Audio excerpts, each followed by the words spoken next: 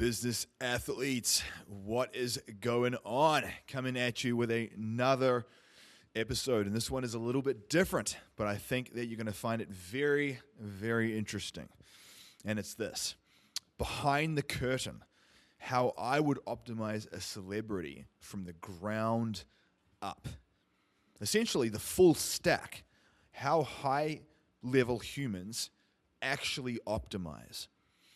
So, what I'm implying here is, let's say I had someone come to me. Let's say I had Dwayne The Rock Johnson come to me. And Dwayne said, Fraser, I've got to get in the best shape of my life for a movie. I've got to put on some muscle. I've got to get jacked.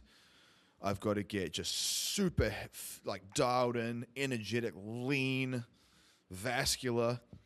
But I also need to have a ton of energy and a ton of mental clarity because I'm going to be shooting these long scenes and it's a grueling schedule. So I can't just be in great shape but feel terrible. I've got to achieve both. How do I achieve both?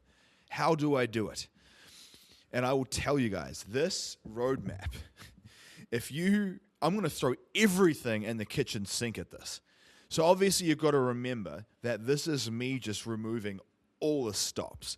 Like if money was not an issue, and obviously I'm not going to go so ridiculous that we're doing some obscure procedure, that costs $1 million that no one can do. It's going to be things that the everyday person can obviously obtain and do, but it's just a matter of how much of this do you want to do, and I'll help you weigh up the pros and cons.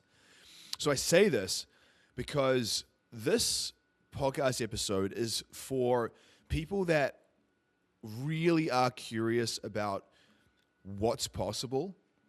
And I would even go as far to say it's for people that have started their journey and they have some momentum, but they're really curious about how freaking epic they could change their physique and their health and their energy and their output in 2026. So I would actually tell you, if you were able to even implement part of what I'm going to say here in this episode, it will absolutely transform your physique. But again, I will also say this, do your own research.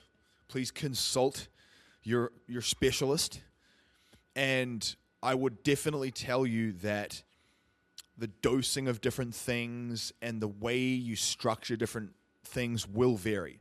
So please don't take just stock standard dosing suggestions or just guess. Don't guess. If you need help, get into my Business Athlete Council at the very least, or get into my PKX one-on-one concierge coaching. In fact, I have my Ultimate Business Athlete cohort. It's a 1-year process. So if you are interested in something that's pretty darn high level, but still viable for most people, drop me a message and let me know.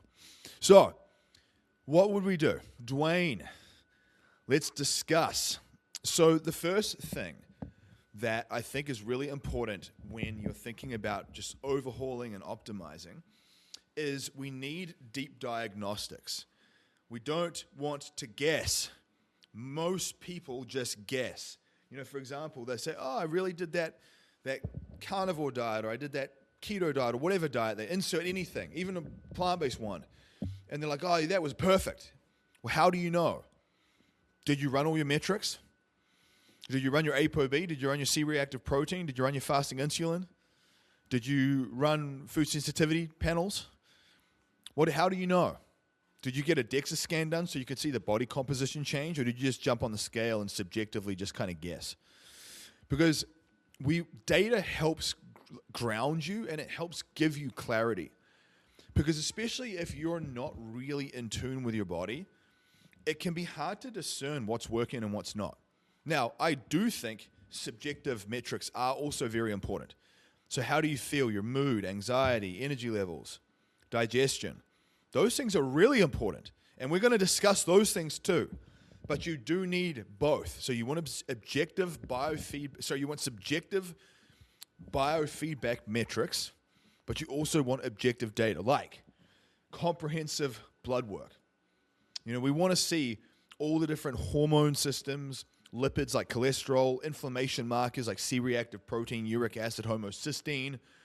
For hormones, we want to see total and free testosterone, sex hormone binding globulin, estrogen.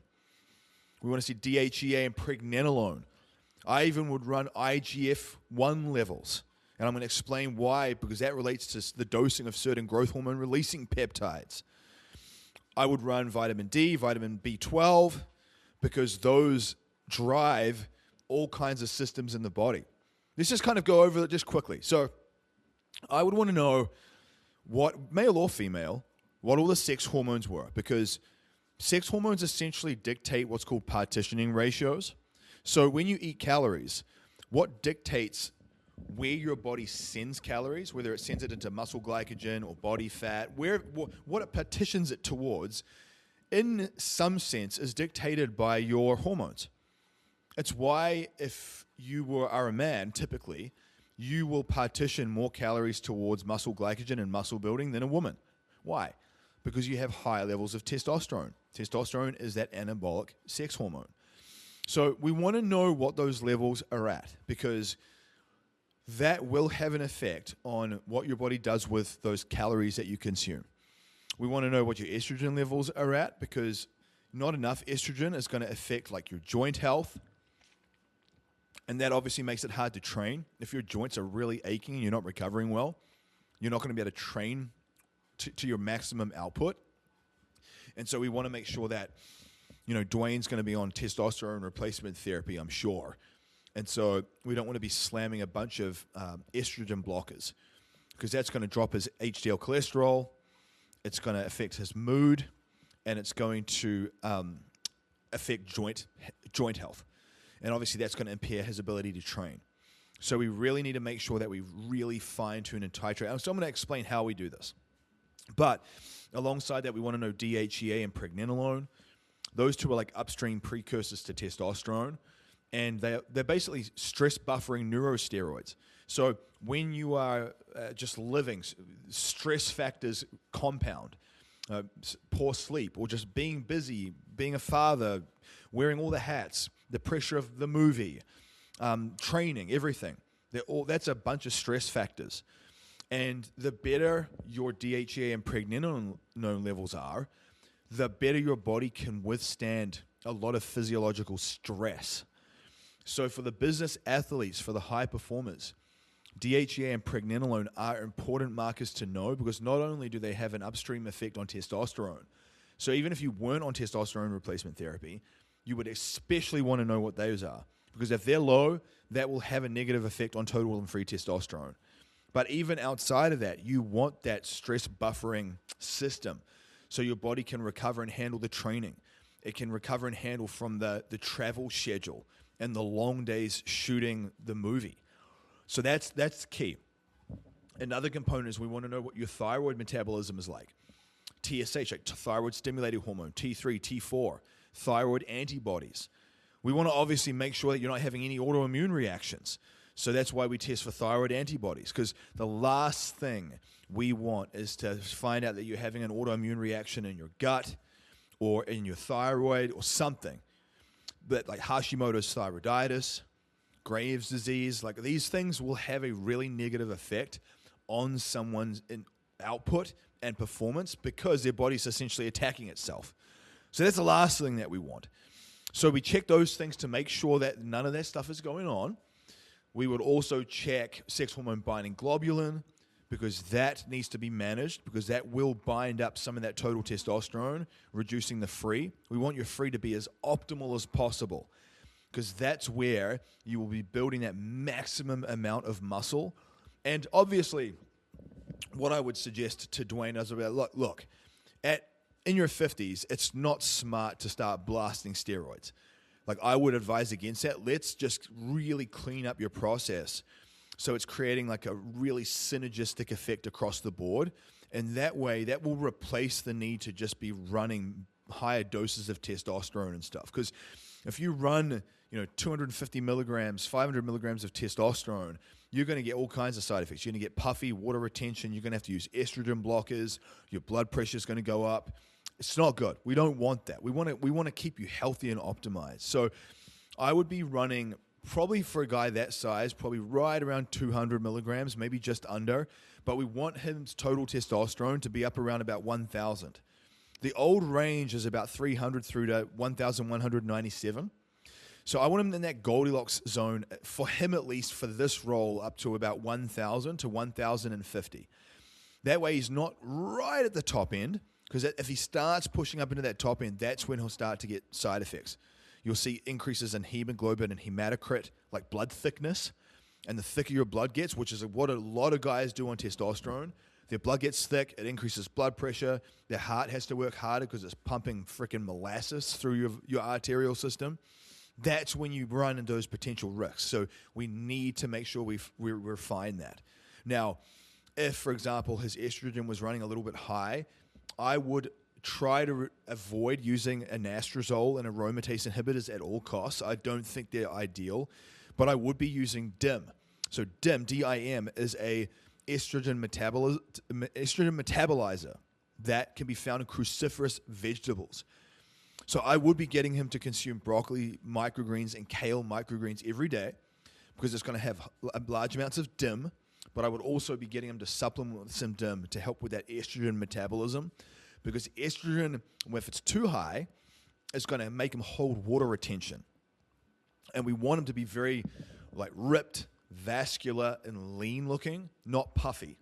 So if his estrogen's out of control, he's going to have the puffy face. He's not going to have as much definition through his abs. We don't want that.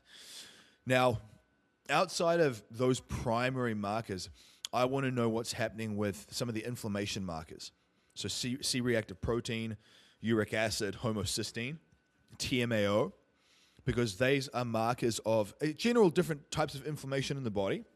But just think about it from this perspective, that if you have elevations in inflammation in your body, you're typically going to hold more water retention and you'll typically look more puffy. Because think about it, it's a form of inflammation. And you'll also probably not recover from your training as effectively. We really want to maximize how you recover so your energy is very good and you are really pushing the water weight out of your system, so you look really dry and lean and vascular, exactly how you want to look for the photo shoot or whatever you're working towards. Outside of that stuff, knowing insulin sensitivity markers, because that also affects partitioning ratios. So I want to know HbA1c, I want to know fasting glucose, and I want to know fasting insulin.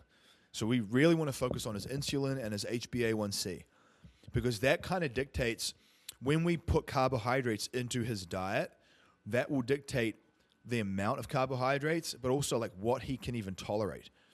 Say if he came to me and he had a high level of insulin resistance, like his fasting insulin was kind of high, say it was 10 to 15 plus, which it probably wouldn't be, then in that case, we would really want to be mindful about how many carbohydrates we push in, and we would really time it around his workouts. And I'm going to talk about that when it comes to carb cycling and calorie cycling. But outside of that, I would say the other markers are just your basic sort of your liver and organ function ones, kidney, liver, pancreas, that type of thing. Because people don't realize that all your organs play a role in your system, and if they are inflamed and they're not doing well, that inflammation is going to make you feel sluggish, and it's going to back up your system, almost like a block in the pipe. And that's when you'll look watery, that's when you'll look puffy, that's when you'll feel tired, and we need to make sure that none of that stuff happens. So the first thing we want to do, like I said, is comprehensive blood work. We want to know our data. We want to know the numbers, and we're not just focusing on normal levels. We're focusing on the Goldilocks zones. So these optimal places where the magic happens. Like I talked about with that testosterone target. You could say 350 is normal, but are you going to get maximum body composition change being there? Probably not. The other thing that we would look at is we would test that IGF-1 level. Now, IGF-1, insulin-like growth factor 1, it's almost like a proxy for growth hormone. And so this would tell us where we are in terms of our dosing for certain peptides. So I would be running a good, smart testosterone replacement therapy protocol with him. Rather than doing 1 or 2 shots a week, I'd be doing daily micro shots to mimic the natural pulsatile response of testosterone on a daily basis. So normally men will pulse testosterone on a daily basis naturally, based off your sleep cycle. I want to model that as closely as possible. I don't want to take a shot once or twice a week and create some big surge and then like a big trough.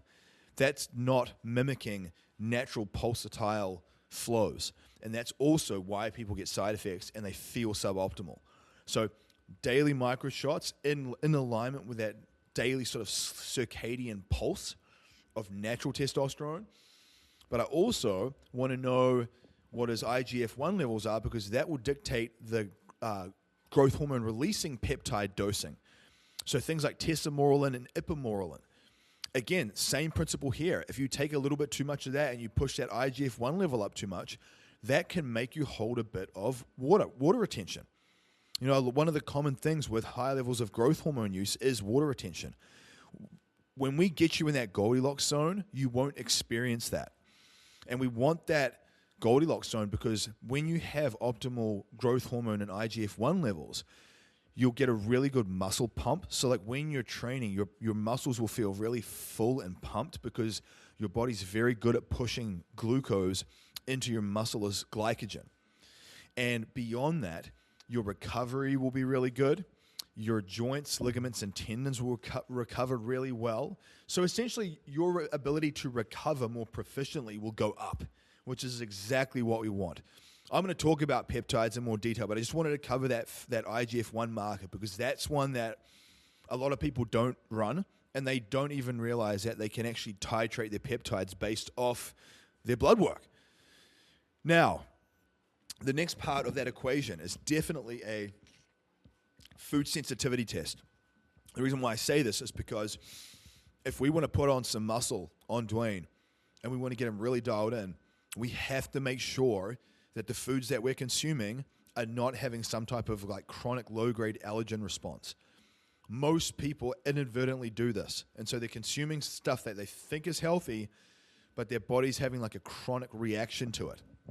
And so think about it from a perspective of if you got some sandpaper and you just were rubbing sandpaper on your arm and you were just doing it lightly, but you were doing it every day. At a certain point, that sandpaper would start wearing a hole in your arm and it would get all septic and pussy. Now, your gut lining is very much the same as that. So every time you eat, it's like you're applying a little bit of sandpaper to that lining of your gut. And the more food sensitivities you put in, the more aggressive that sandpaper becomes. And that breaks down your gut lining, and that causes proteins to leak into your bloodstream, and that's what starts to cause autoimmune reactions and bloating, gas, digestive issues. Think about it. We want you to look flat and lean. We don't want you to look all bloated and puffy. It's the worst thing, the last thing we want. But also, the food sensitivities will affect your mood and your energy. And so if you're going to be working long days and producing at the highest level, we absolutely need to be making sure that those foods really complement your physiology. And that's why when people tell you, oh, you know, I did this diet, it's the best one. According to who? Have you looked at that person's food sensitivity panel? Have you looked at that person's blood work? Have you asked that person about their biofeedback? Because if you haven't, then that is a complete fallacy as far as I'm concerned. That's why the way that I do things I find is the best way, because it's very, very titrated down to you.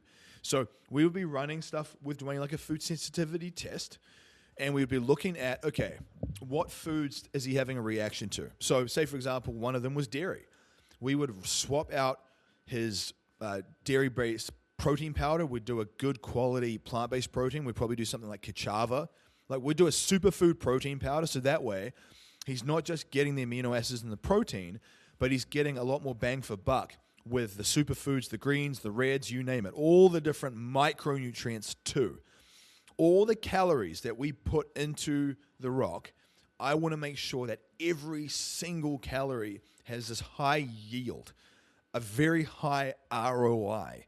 So rather than just giving him a bunch of broccoli, which is what a lot of people do, I would be stacking kale microgreens with broccoli microgreens and broccoli sprouts. A ton more micronutrients. Same amount of calories, same amount of grams, much higher yield. And that yield's going to help him with recovery. It's going to help him with partitioning ratios. It's going to help him with his energy levels. I mean, all that good stuff that we really want to maximize. So that would be the next thing. The thing after that, and this is probably a funny one, it would be a hair mineral analysis. Now I realize The Rock has no hair. So in that instance, we would look for a lab that can run another type of sample, but we want a mineral analysis. Because what we often find is that when you run these, if you can pinpoint objective mineral imbalances in your body, you can titrate and adjust your diet to enhance all those different mineral intakes. And that's really going to help with energy levels and mood and just all the biofeedback stuff you'll be feeling. Most people don't realize a lot of the cravings that they get come from mineral deficiencies or imbalances. Part of it is habitual and like emotional, but there is a real objective chemical response too. Like a good example is if women crave chocolate at a certain point with their monthly cycle, very often it's because they're depleted in magnesium and iron. And so if someone is training really hard and they're sweating a lot and they start to crave salty foods, they're looking for sodium. And so what I want to do is I want to get that comprehensive mineral test done to then really know, okay, based on where he's at right now, what foods do we really need to prioritize? Because if his iron is low, for example, it's going to have a really negative effect on his energy levels. You know, if his magnesium is low, he might get a lot of muscle cramping and he might fatigue very quickly. So there's different, we want to make sure each one is optimized. So everything from the ability to contract muscles, which is sodium and potassium, your ability to like regulate your heart rate, your ability to help increase your mood and increase relaxation on your nervous system. Because, I mean, you're going to be pushing yourself. And that's where people break down. They'll do 75 hard, but they don't have good recovery protocols. And so because of that, their body just starts slowly to break down. And that's when you see like all the inflammation start to go up. The aches and the pains and the sleep normally turns to garbage. The resting heart rate starts to increase. You often start to notice you're getting hungry more and cravings. What's going on? Well, you're stressing your nervous system so much and you're not recovering well. So the training stimulus is going to burn you out. We have to make sure that he's recovering well so that when we push him really hard with the training, he's freaking dialed. And I've done this with people, by the way. I've managed a few high-level people, and this stuff that I'm sharing with you absolutely does work. Now, another thing that I'd be looking at is step count and movement and sleep cycles and sleep score. So I definitely want to pay attention to sleep cycles and sleep score. So we would probably be using something like an Oura ring. And I'm not as concerned about total sleep. Obviously, I want it to be between 6 and 8 hours. I realize a lot of high performers, they usually get like 5 or 6, maybe 6 hours. I think you can still win if you get 6 hours if your REM and deep sleep are high. And so I'd be looking at his REM sleep. I'd be looking at his deep sleep. I want to make sure that those ratios are optimal for him, his age, where he's at, and that his sleep scores and readiness scores are up in the 90s. So we would play with that depending on where he's at. I would be looking at playing with the timing of his dinner meal. You know, I want him to eat a bit earlier so he's not eating right before bed. That can often raise body temperature, and that can have an effect on your sleep depth. I'd be looking at certain peptides to make sure they're not having a negative effect on his resting heart rate. For every now and then, it's not common, but for the old person, tesamorelin, for example, can increase resting heart rate. It's very uncommon, but it can happen. So I'd be really paying attention to like some potential side effects with some peptides that are very uncommon but can happen, because that elevation in resting heart rate will affect sleep depth. I would be looking at adding certain supplements in like magnesium, theanine serine, high dose glycine. I think the high dose glycine and theanine serine and a small microdose of melatonin, like that little combination with some magnesium L-threonate and biglycinate, perfect. Like that will be a very good little rotation. I'd probably stack in some Tulsi tea while he's with his dinner meal.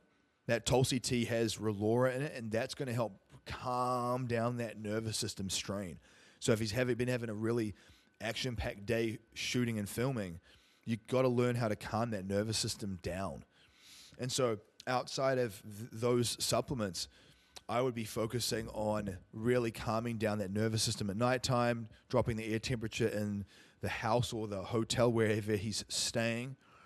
Heck, I would even get his assistant to carry some candlelit diffusers with them onto, wherever they're traveling. And so they bust out, 3 or 4 candlelight diffusers and diffuse essential oils like lavender and stress away. When he gets in there, we've got all those diffusers going. We've got all the interior lights turned off. So it's just this like orange light, very good for the nervous system, helps with melatonin output. And we're just diffusing those calming oils to just really bring down that nervous system response.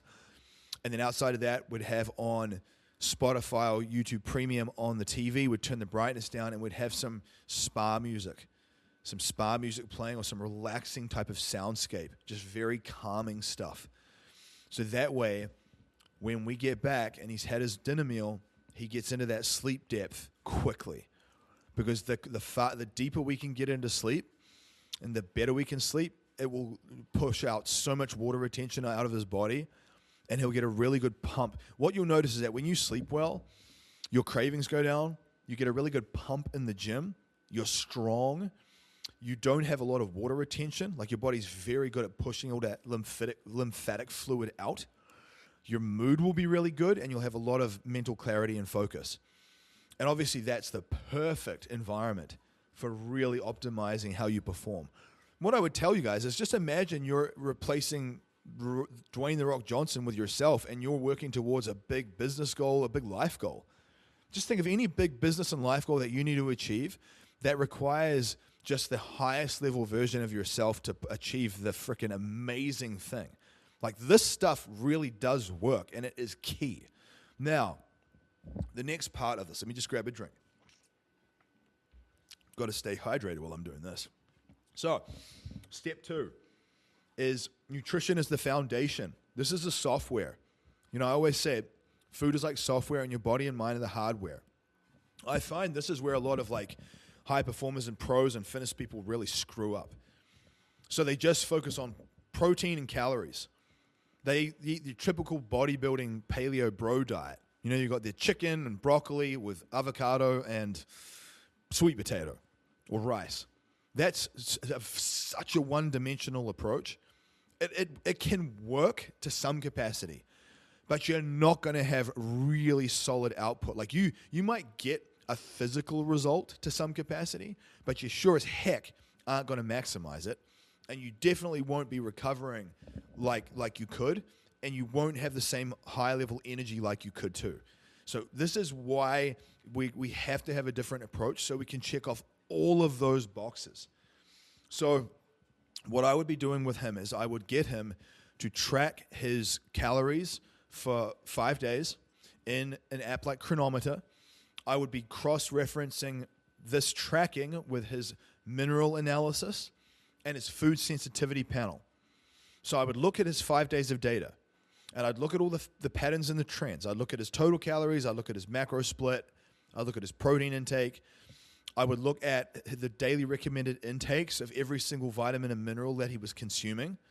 And what we would do from that is I would start plugging the holes. So I'd look at, okay, he's low in selenium, or he's low in zinc, or he's low in magnesium. And first what I would do is I would start weaving in foods into his macro bowls and post-workout fuel that plugs all those micronutrient holes first. Brazil nuts are high in selenium. Prunes are high in boron. Boron helps bring down SHBG, liberates more total testosterone. So you can see here, we can reverse engineer the diet to a very surgical level. People don't do this. I know very few people that do this to this level. Now, what I would also be cross-referencing is his food sensitivities. So I don't want to give him a bunch of foods that have the micronutrients that he wants if he's got a high sensitivity to that food, because that's going to exacerbate biofeedback. He's going to get swollen. He's going to feel puffy. He's going to get gas. That's not what we want. So we need to make sure that his gut is feeling really good, that he's not got a bunch of food sensitivities in there, but we're plugging all those micronutrient holes. I would be opting for about probably 1.25 grams of protein per pound of body weight. And the reason why I say this is because when you're under that much stress and you're pushing that hard, I would encourage someone to just push your protein count even higher just to make sure you have like a security measure. Now, you could probably get away with 1 gram per pound of body weight, but I find that protein is quite satiating. And for that reason, it keeps people fuller. So if you wanted to get lean, you need to be able to control your hunger. And so protein can help with that satiety response. But what I would be doing is I would make sure he has a balanced approach. So I don't think that you just need to do a freaking keto diet. Or look, I've been plant-based for 13 years. I think there's and I'm going to do an episode on this, by the way. There is a ton of health benefits with a plant-based diet in terms of reduction in inflammation systemically. And inflammation literally drives aging. So I'm physical proof that you can get a physical result on a plant-based diet, but I want something that's going to stand the test of time till I'm 100, right? I don't want to be jacked and have a heart attack at 50. That's what a lot of these guys who are slamming your typical diets, that's what they're going to run into, because they're not thinking about the micronutrients or the inflammation in their cardiovascular system. They're just paying attention to like, oh, I'm not getting bloated today. Well, you're not getting bloated because you didn't add a ton of fiber in, but that's not the issue. The issue is your gut's wrecked. You got to do a gut rehab protocol. And so I'm going to talk about that too, by the way, the gut stuff, because that's key. Now, with the nutrition, I would be focusing on, like I said, blood glucose stability. I want to make sure his blood sugar levels are very stable and that the carbohydrates that we do push in, we drive them in around his workout time to fuel performance. So we'd probably do things like beet juice and beet juice powder, coconut water during a workout, like very fast-acting carbohydrates. And then post-workout, we want to drive in antioxidant-rich, low glycemic index stuff like blueberries, blackberries, raspberries. People will typically say you can have high glycemic index carbohydrates post-workout, but what I find is that can make you feel kind of tired and foggy. And so I'm balancing that act of I don't want to give him that tired, foggy feeling if we can still get some fruit sugars in, but they also have antioxidants too. Remember, like I was saying, the yield, the ROI of a food. And so I would be adding all of those things in. I'd probably stack in some goji berries. I'd stack in a little bit of red grapefruit juice to help manage blood pressure. So his blood pressure is under control. The goji berries are very, very high in vitamin C. And so that's going to help with immune system. Because, when you're traveling and you're interacting with a lot of people and you're training hard, your immune system will be strained. And if you don't want to, last thing you want to have happen is get sick. So things like goji berries are going to bolster that immune system response. I want to make sure that the foods in there are very anti-inflammatory. We'll use a little bit of good quality extra virgin olive oil.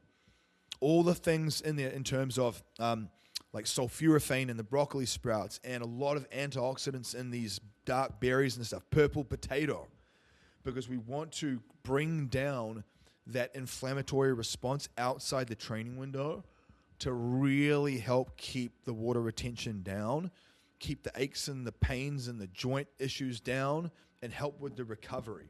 Now, like I said, I'm going to be paying attention to the timing of the meals. I want him to have his dinner meal about 3 to 4 hours before bed, so he has plenty of time to digest, so we maximize that REM and deep sleep cycle. I would be pushing in carbohydrates in and around his workout to sort of create that muscle glycogen response. So I'd be timing it, basically like fruit juice or juices, coconut water right before or during a workout to get that fast-acting response. It just hits your bloodstream, which is what you want while you're training. Outside of training, that's not ideal. That's actually a bad thing. Outside of that, that's a post-workout would be we would initially do a good hit of cassava or some type of superfood protein. I'd add some Ceylon cinnamon in there for the blood glucose stabilizing effect. And we do a good serving of goji berries, blueberries, blackberries, raspberries. Now, beyond that window, within about 2 or 3 hours, we do a post-workout meal where we're pushing in some purple potato or some type of like quality starchy carbohydrate alongside in a whole food meal, like in a macro bowl type meal. That's to just really get that glycogen replacement. Think of glycogen, think of carbohydrates like refilling the fuel tanks of your body. Your muscles are like fuel tanks.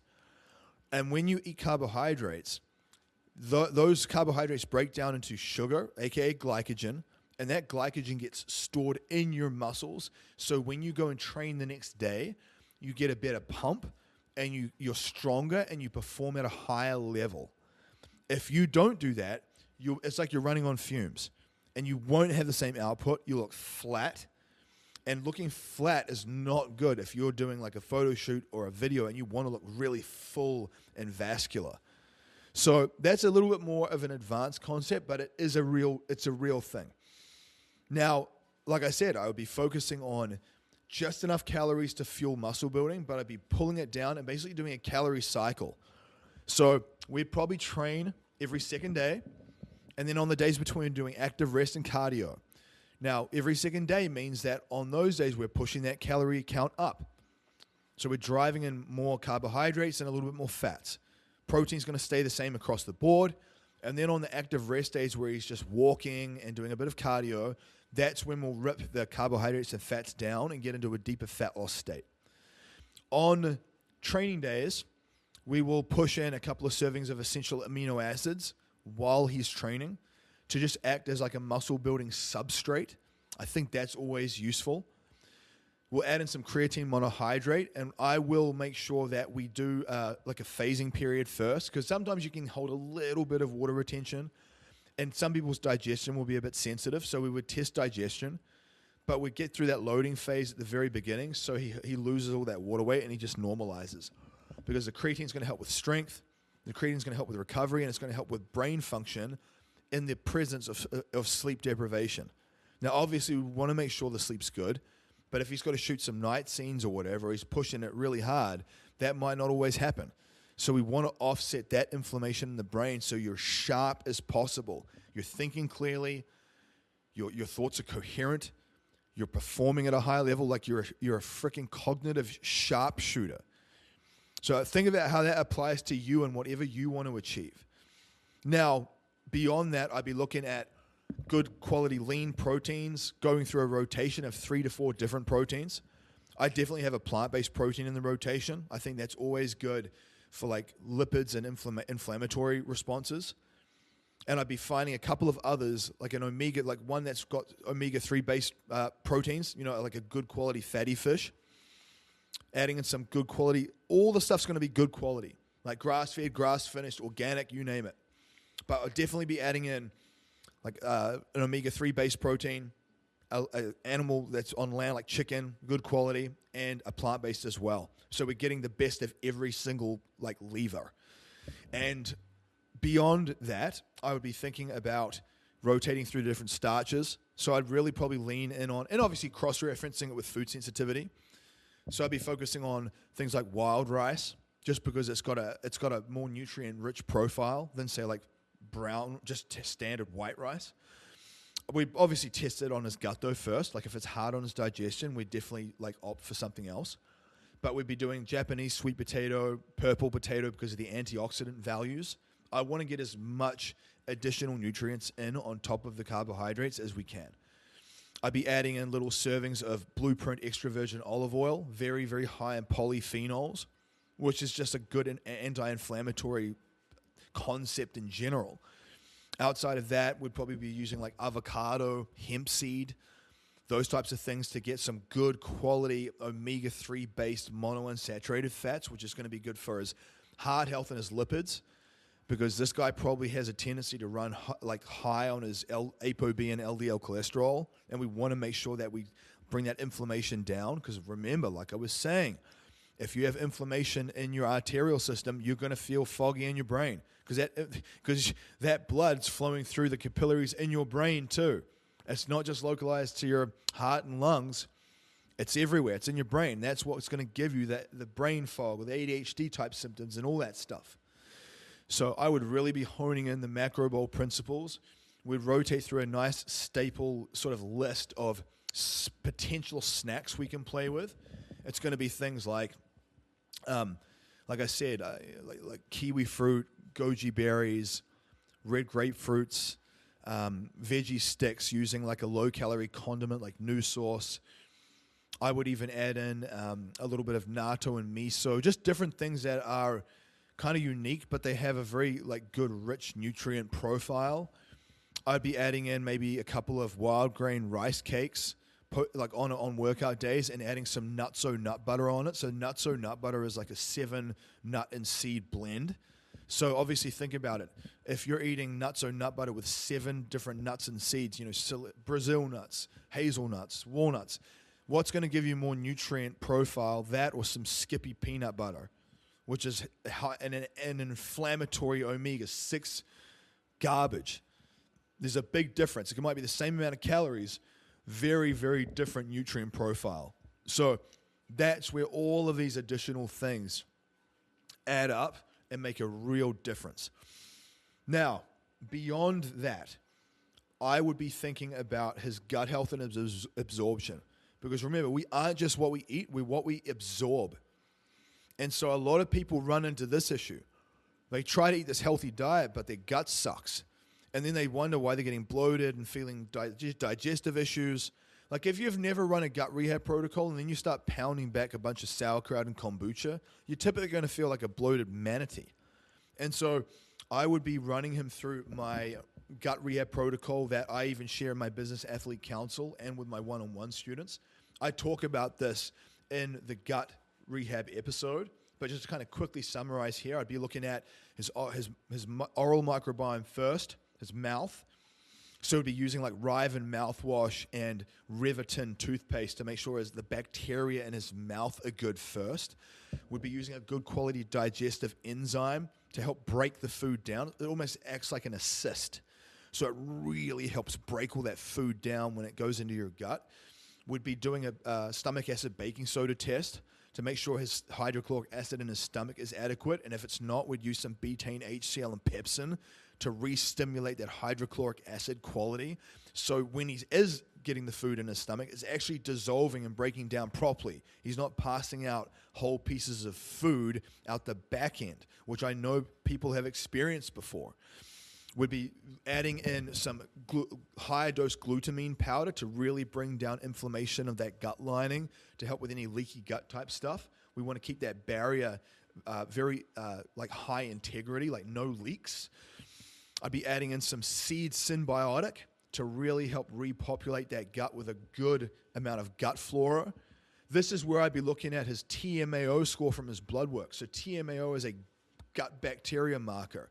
And very often it will tell you how wrecked your gut is. And so I'd be looking at that and adjusting accordingly based off that marker too. I would be really encouraging him to make sure he slows down how he eats. He chews more. He does some slow nasal breathing before his meals to calm his nervous system down. So when he's shooting, or like, if you were going to do a presentation or you're networking, you need to like calm yourself down and breathe first and bring that nervous system strain down before you eat. Otherwise, you will feel bloated, like you won't feel good. So all of that stuff, there's obviously more, but that's kind of like a base layer, because I'd be getting him to add that stuff in, and I'd be obviously adapting the food sensitivities, and we would play with the fibrous vegetables in the diet. So if we noticed that he was getting bloating and discomfort, but it wasn't even a food sensitivity, we'd probably opt for less like raw stuff. Like we wouldn't do just raw grated carrot or raw red peppers. We would do steamed or even Instapot. So on one end, if he was getting a lot of gut issues, we'd do more steamed and Instapot type stuff. At the other end, if he felt like his gut was really good, we'd do more like raw stuff. And there's a spectrum there. So we'd sort of figure out where he is on that spectrum, and we'd build his meals out around that accordingly. And then obviously we would figure out how many calories he needs and protein and carbs and all that for the day, and we'd figure out how many meals that he needs to have to hit that target without feeling really bloated and full. So we'd split it up. Ideally, especially like being very busy and trying to get so much stuff done, we would probably want to do like 2 main meals and then post-workout, and then a snack, like a snack window. And we just kind of test that and see how his body handles it, see how his gut processes everything, because we want to make sure that he's not looking really full and bloated, because if he's shooting stuff at the end of the day, but he's looking full and bloated, that's not going to look good on camera. So equally, if that's you, you're not going to look good when you're speaking on stage, or you're not going to look good when you're like shooting that video. So you've got to make sure that you're conscious about, if your gut's sensitive and you get more bloating, you might need to eat smaller, more frequent meals. If your gut can handle it, you can do bigger, less meals, right? So it's different for everyone. That's the thing to remember. It's different for everyone. Now, another component is nervous system and stress load. So I would be looking at things like his resting heart rate, his HRV, especially when it comes to training.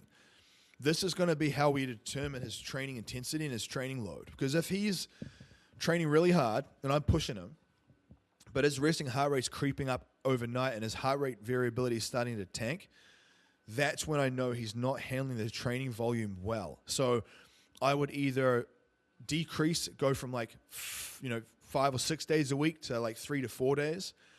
At his level, I'd probably be training him 5 or 6 days a week, but would be very smart with the volume. But I would definitely add in the odd deload day, where if his nervous system is strained, we would go in and we would stimulate, not annihilate. So we would just stimulate the muscle, get a little bit of a pump, but we would not try and break the body down if we noticed those metrics were starting to skew. I'd be focusing a lot on the nervous system cues, so really thinking about breath work, walking.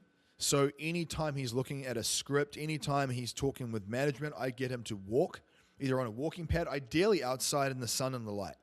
Now, if he can get out and walk, that's going to be really, really therapeutic for the stress on his nervous system. It's going to help pump his lymphatic system, and it's going to help move his digestion.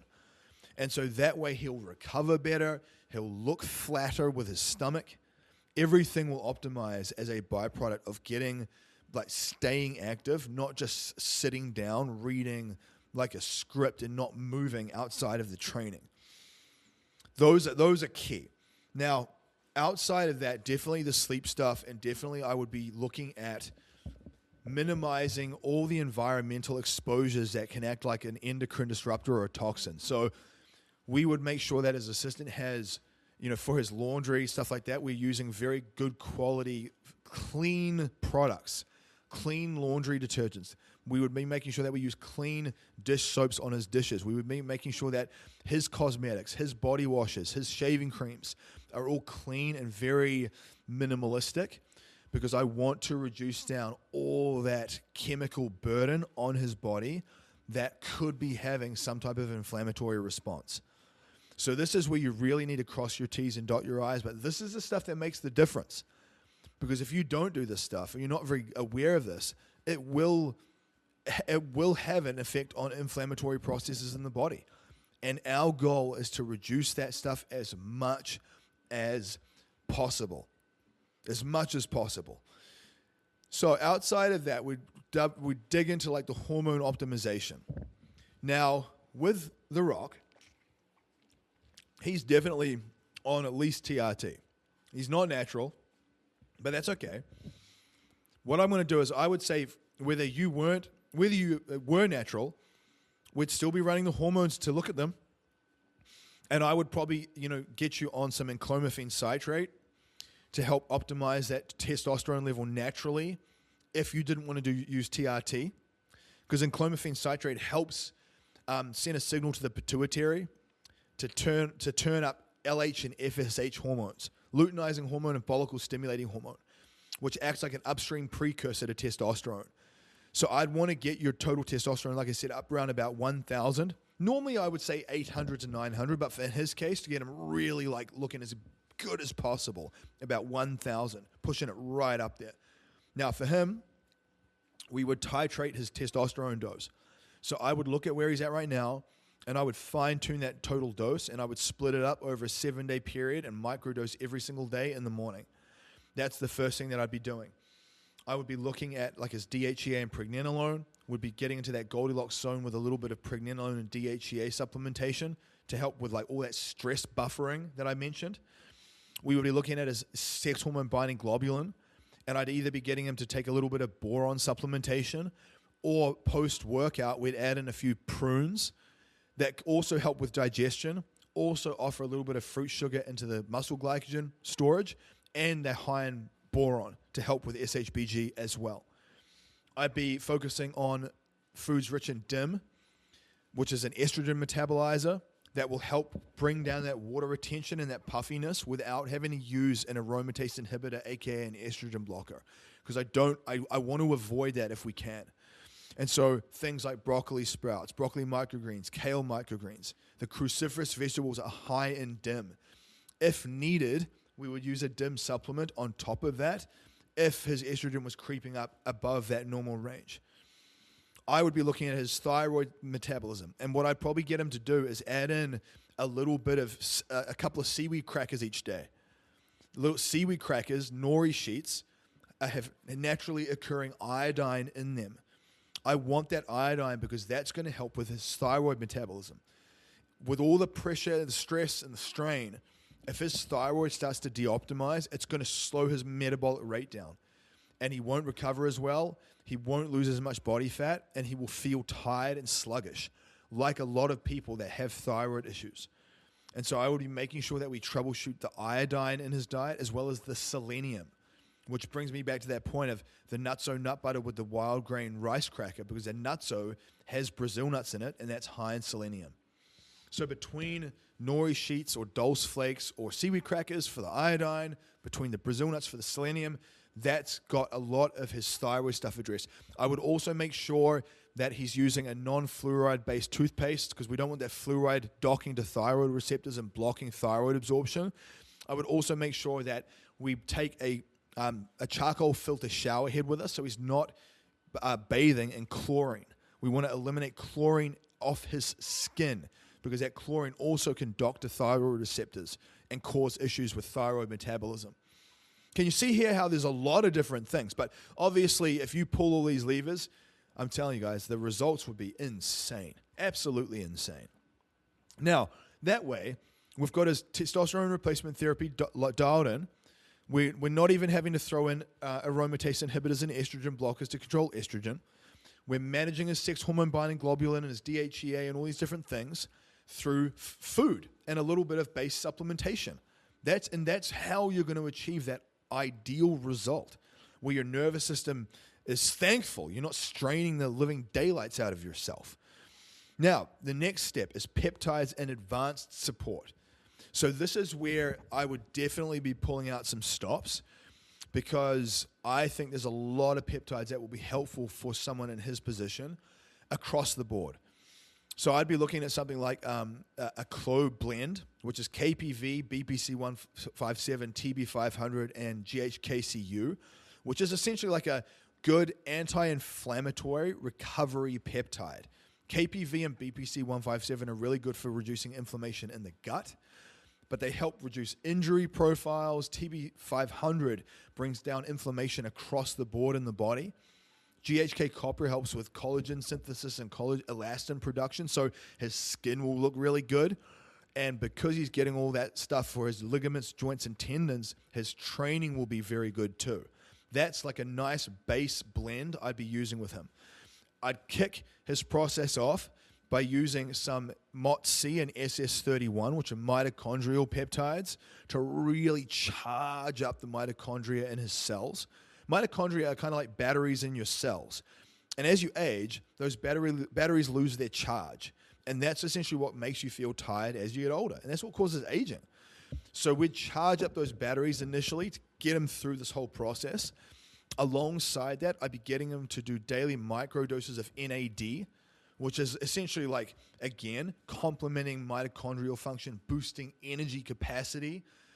All that stuff is going to help you perform better. If you have better energy, everything is better. You perform better, you think better, you train harder, you just move differently. In conjunction with those three, I'd be adding in a microdose of methylene blue.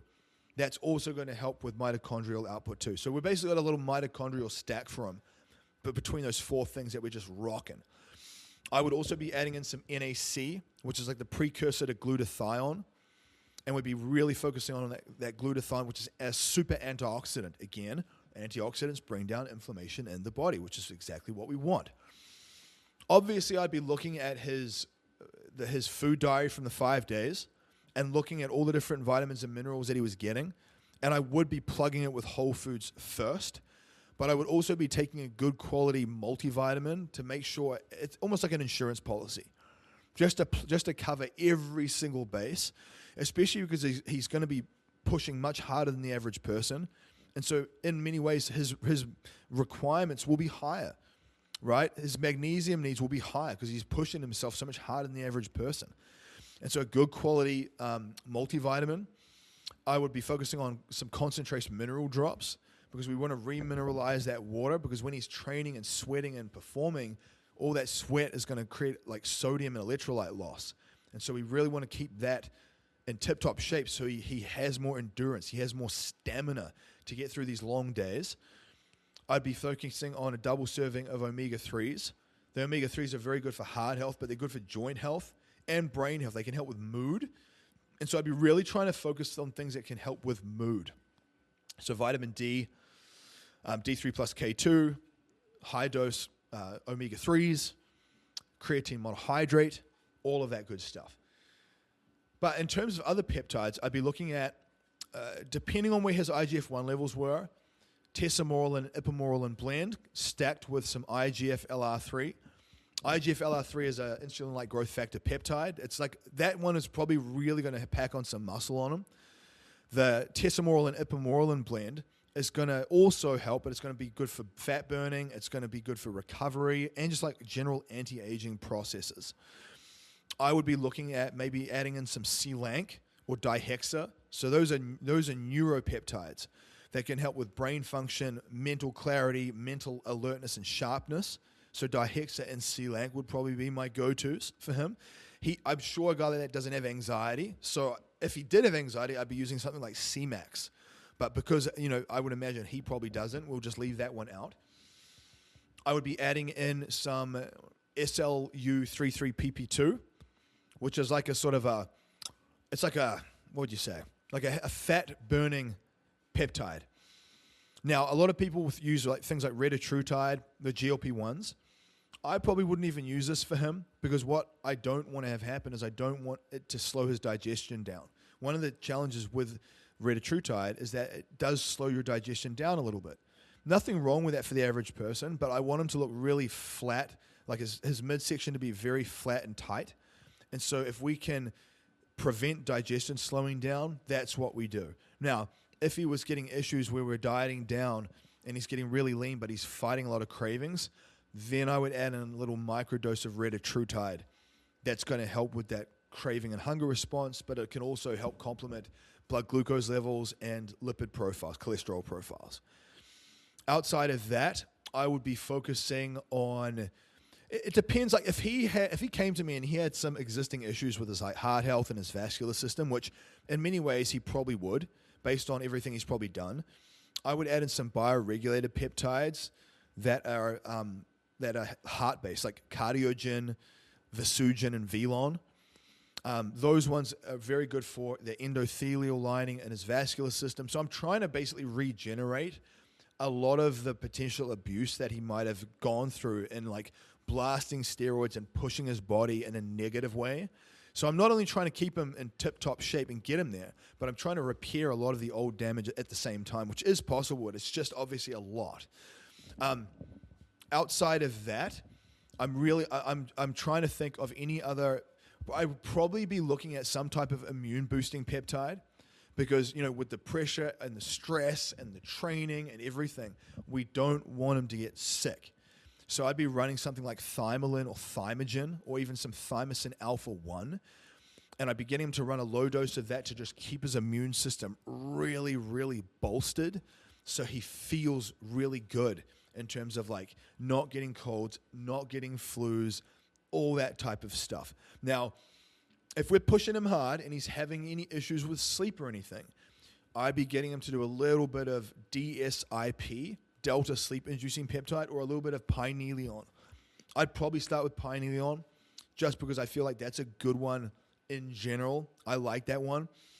And those are probably the main things. So it's going to be something like the mitochondrial stack I just mentioned, SS31, MOTS-C, NAD, methylene blue. It's going to be immune enhancing like thymosin alpha 1 or thymogen.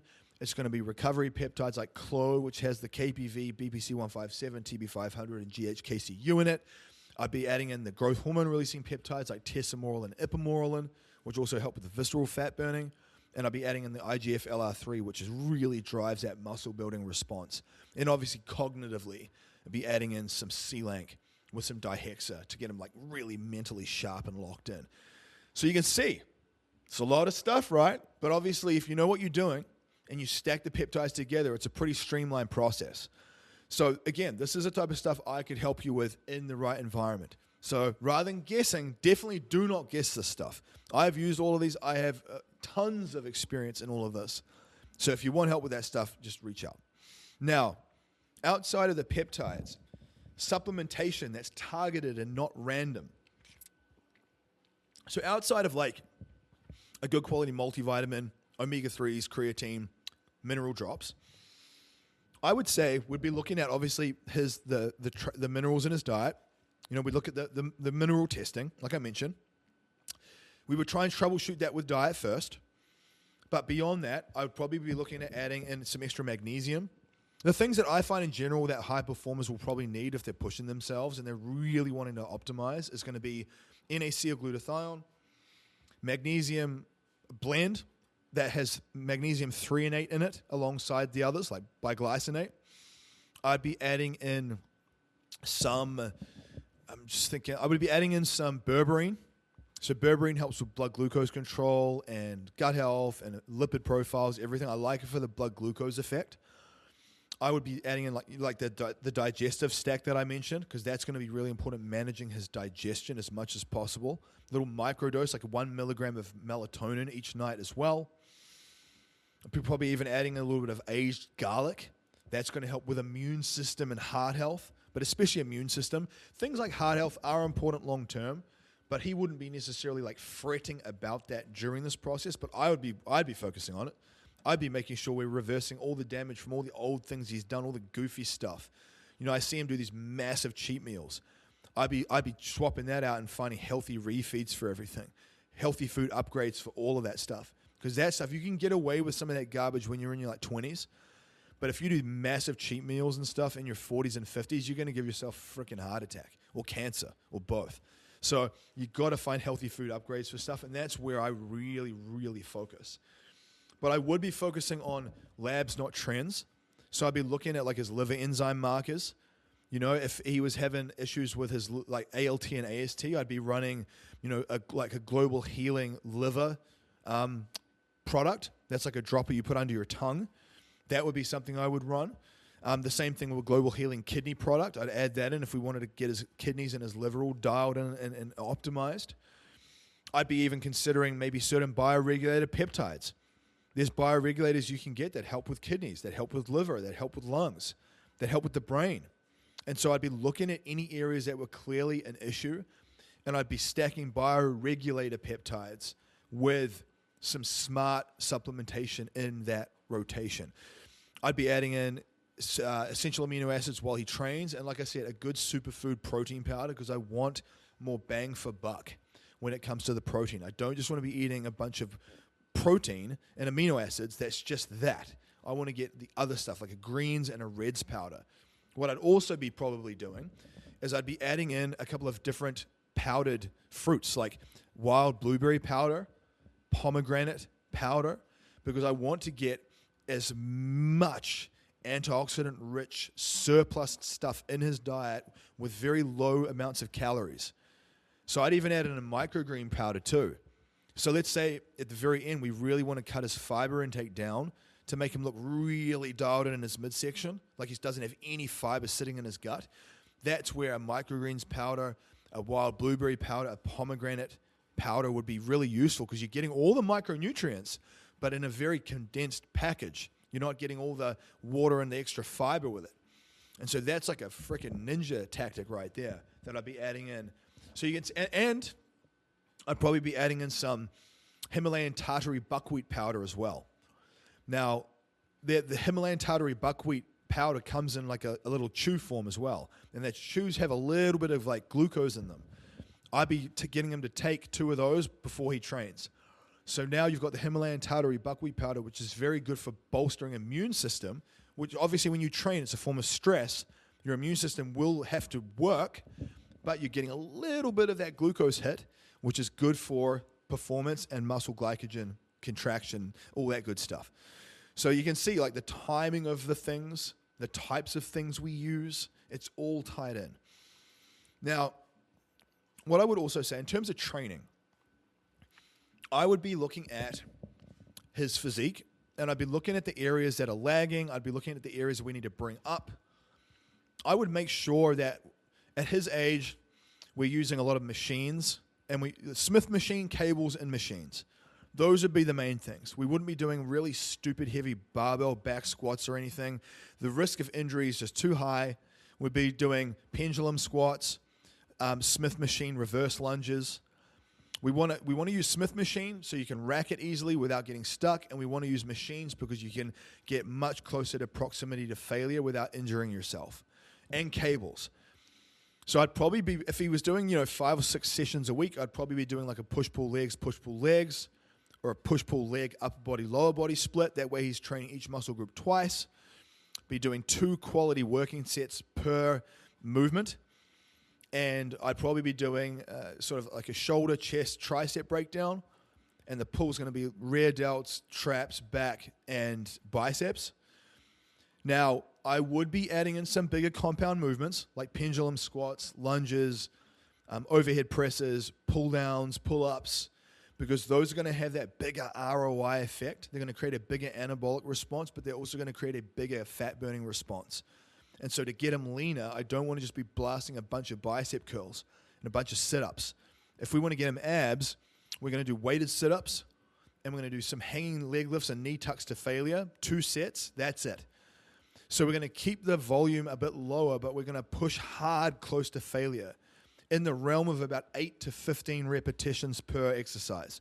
So 2 sets, 8 to 15 reps, pushing as close to failure or 1 rep shy of failure as we can, using cables, machines, or Smith machine, and a combination of isolation movements as primers to warm his body up. So the sequence of his workouts, the first 2 to 4 exercises will be primers, which are like your isolation movements, your tricep push downs, your leg extensions, that type of thing. I'm adding those things in to not only give them a good aesthetic pump, like those muscles tend to be the aesthetic ones, your shoulders, your quads, that stuff. But also, we're warming up all those ligaments and tendons and joints. So then when he goes to his pendulum squat, or when he goes to his chest press, his body's ready. He's warm and he's ready. So again, there's a sequence to this. That's why he's not having to do a bunch of rehab and prehab stuff to train. We're like weaving it into his training. This is the difference, guys. Like when you're busy and you want to achieve a lot, you've got to stack systems together. You've got to superset. You've got to compress down your rest times. You've got to find ways to sequence and stack your training where you're like doing primers at the front end to warm up. So when you go into your compound lifts, you're already warm. You're not having to do a warm up in and of itself. So like my Anomaly Project course has these principles as the base.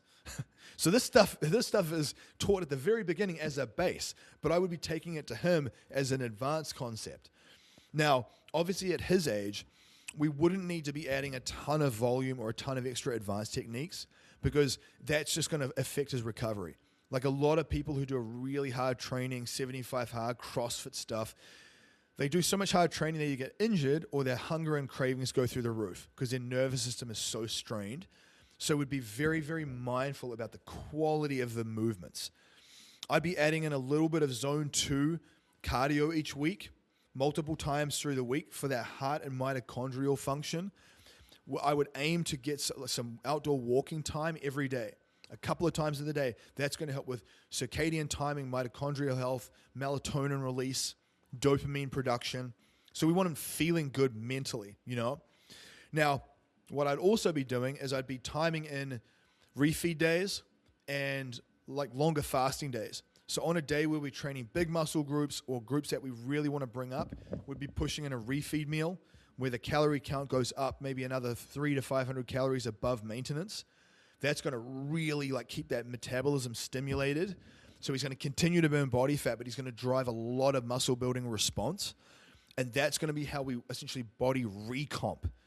Burning fat and building muscle at the same time. And it is possible. I've seen it, especially when you stack the smart TRT protocol with the peptide stack and everything else we're doing.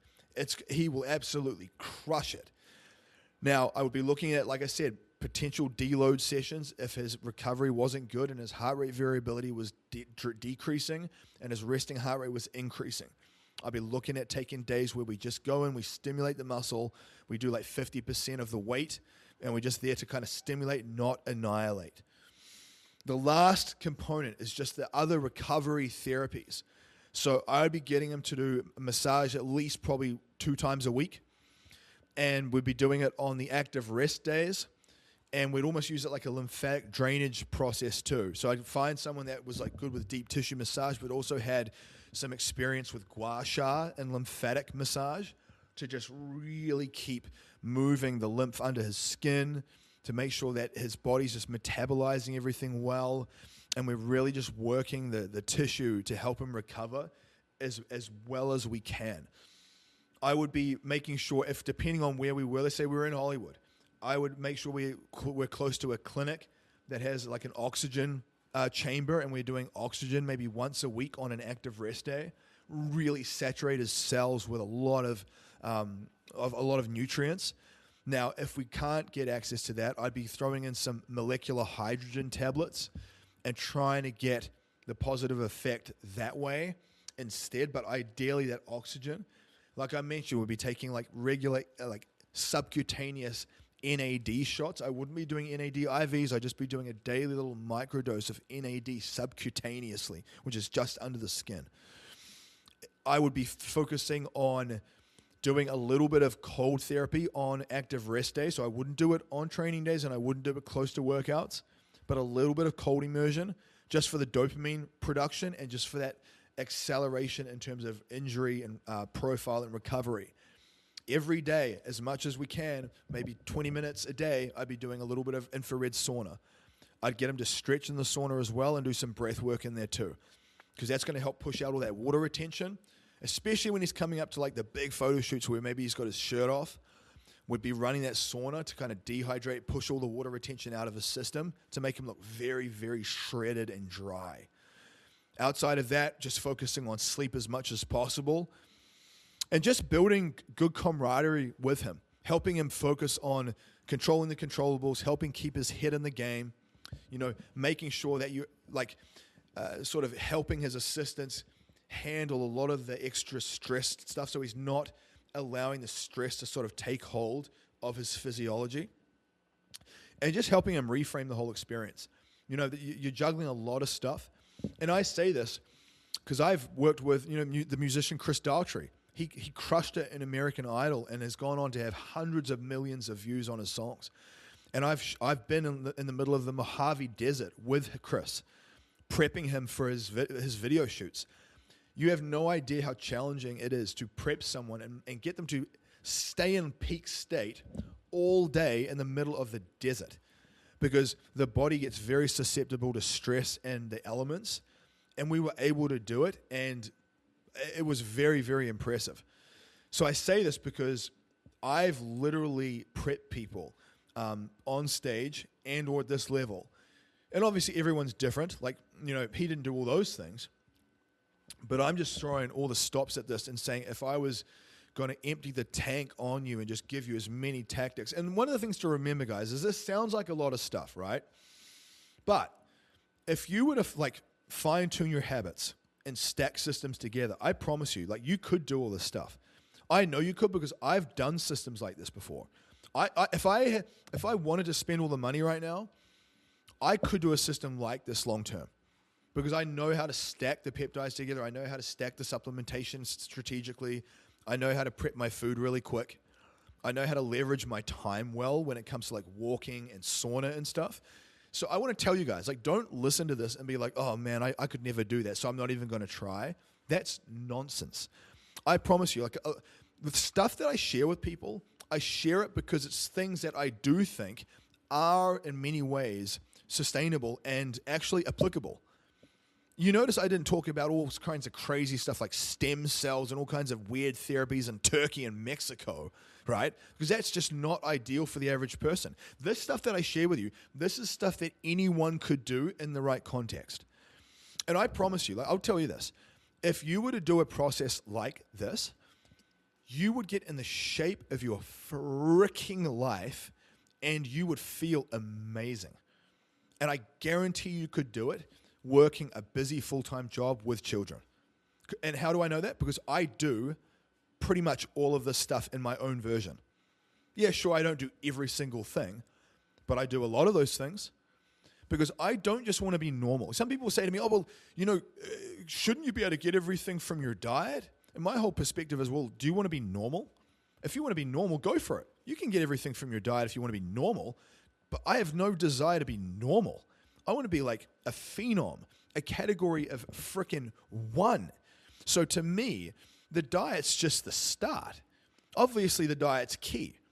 But if I can take other things that are very good for me and have a very good safety profile and they're not shortening my lifespan, because that's the thing. One of the things that a lot of people would do is if you had a goofball prepping him for this, the goofball would have him taking like 500 milligrams of testosterone, which is like a triple dose. He'd also probably add in some so trenbolone acetate. This is what they would do. Let's take 250 to 500 milligrams of testosterone cypionate. Let's add in some trenbolone acetate and some Winstrol. So the tren and the Winstrol are going to make you look really hard and full, but they're super toxic on your system.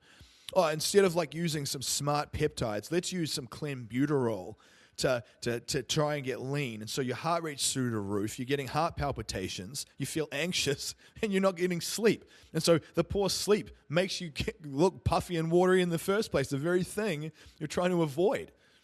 And yet people just like diet their face off, but they're not getting any micronutrients in. So they're starting to lose body fat, but they're losing muscle too, and they feel freaking exhausted. They're just taking so many stimulants to try and make it through the day. And that's exactly what most people do. They push the stimulants, they rip the calories out, they take a bunch of dangerous androgens. They have no idea what they're doing when it comes to the peptide stuff. Their dosing frequency on the testosterone is like so irregular or like not frequent enough that they get a bunch of water retention. So then they start smashing a bunch of estrogen blockers that make your joints just scream. Your libido goes to freaking zero and your mood tanks. And then you're expected to show up and like perform at a high level with like a mood at rock bottom. This is what people do, by the way. This is common. And so I say all this because I would tell you, like with my ultimate business athlete 1 year cohort, that process using these methods would give you a result that is just second to none. And the good thing about it is that a lot of what I would teach you, a lot of it in this process, would be systems that you can sustain long term.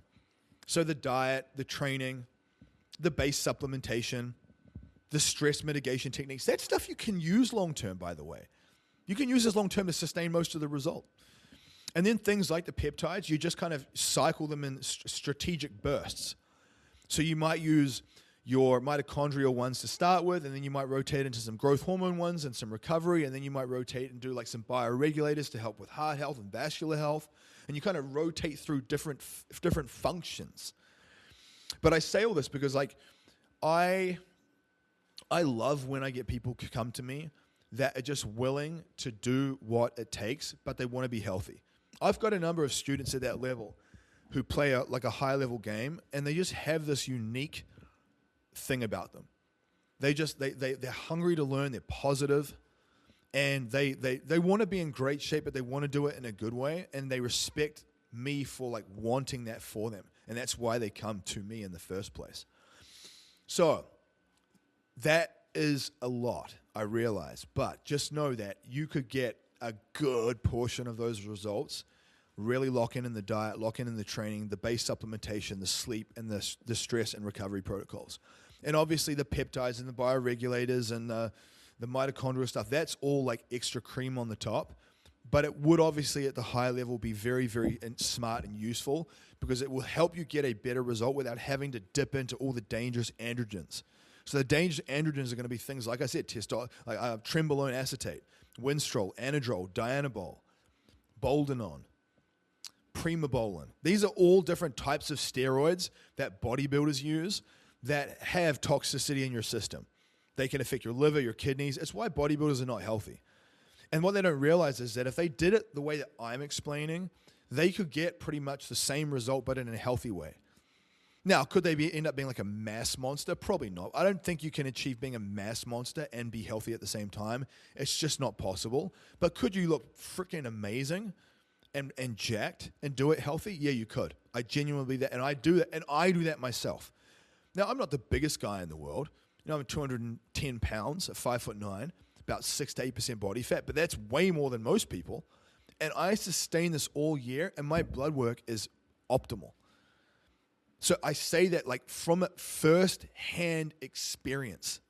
So guys, take this knowledge, write notes, take it and metabolize it. Go out there and implement this stuff. And remember, what you see out there in the world, it's often an illusion. You see these transformations. Many of them are not healthy. Many of them, their mood is terrible. Their blood work is terrible. I've seen guys come to me who are fitness coaches sharing their blood work with me, and it does not look good. And they're the ones coaching people. Obviously, I think it's great they can come to me to learn, but it still makes me kind of cringe knowing they're coaching people with their bad stuff. It's like the blind leading the blind.